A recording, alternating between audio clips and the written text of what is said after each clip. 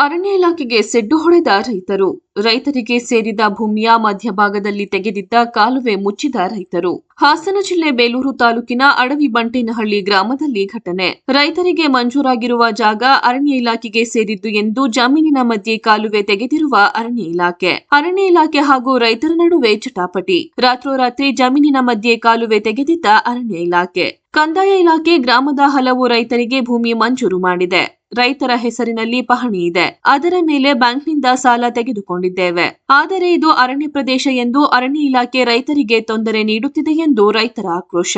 ಅರಣ್ಯ ಇಲಾಖೆ ತೆಗೆದಿದ್ದ ಕಾಲುವೆ ಮುಚ್ಚಿದ ರೈತರು ಹಾಗೂ ರೈತ ಮಹಿಳೆಯರು.